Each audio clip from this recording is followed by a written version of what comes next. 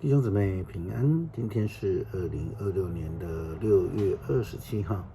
今天的经文是诗篇13篇，创世纪26章23节到25节，路加福音17章第1节到第4节。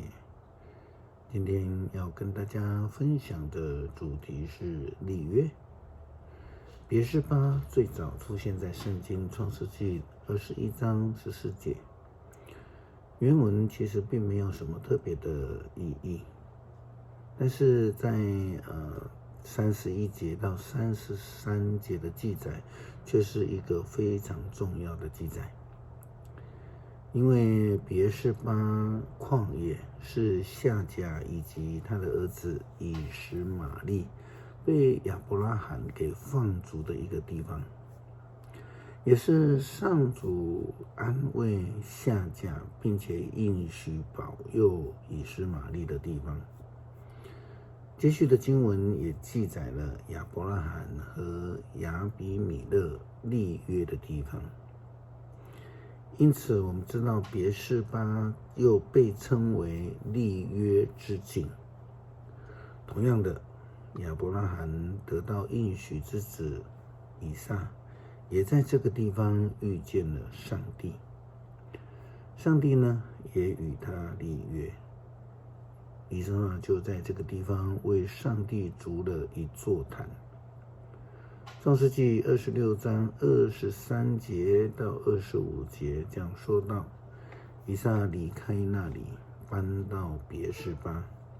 那天晚上，上主向他显现，对他说：我是你的父亲亚伯拉罕的上帝，我与你同在，你不要怕。为了我向我仆人亚伯拉罕许下的诺言，我要赐福给你和你的子子孙孙。以撒就在那里建造祭坛，敬拜上主，然后在那里扎营。他的仆人又在那里挖了一口井。耶稣基督的门徒，他教导他们不可使人跌倒，因为耶稣基督提醒基督徒的呼召跟职责，就是要与人和睦，要引人归主。使人跌倒呢，比害死人的罪要更重。耶稣基督教导门徒要能够赦免人，这当中有个基督徒非常熟悉的教导，就是原谅人7次。其实原谅几次并不是重点，而是饶恕这个事情，这个约是基督徒应当去执守的责任。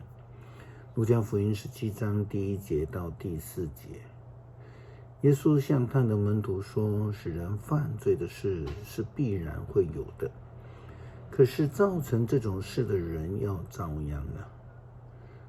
倒不如用大石磨拴在他的脖子上，沉到海底去，这样比让他使任何一个微不足道的人犯罪还好。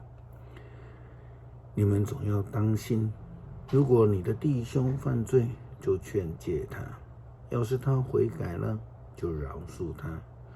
如果他在一天里得罪了你7次，每一次都回头对你说我懊悔了，你都得原谅他。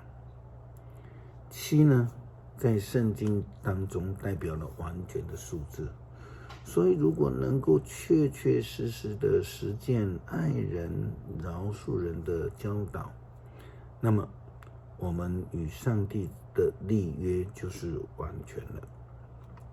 诗篇13篇，上主啊，你忘记我要到几时呢？永久吗？你转脸不顾我要到几时呢？悲愁日夜侵袭我，我还得忍受痛苦多久？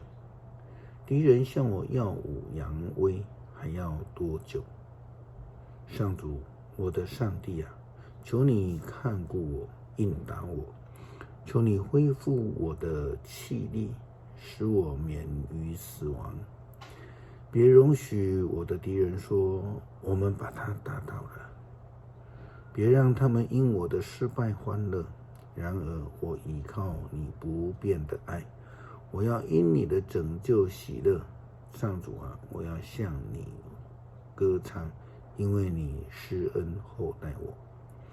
恳求爱我们的天父，使我们能够实践信仰，履行誓约，成为上帝爱人的仆人，帮助我们学习饶恕的功课，如同你赐下赦免之恩。祷告奉主耶稣基督圣名求，阿们。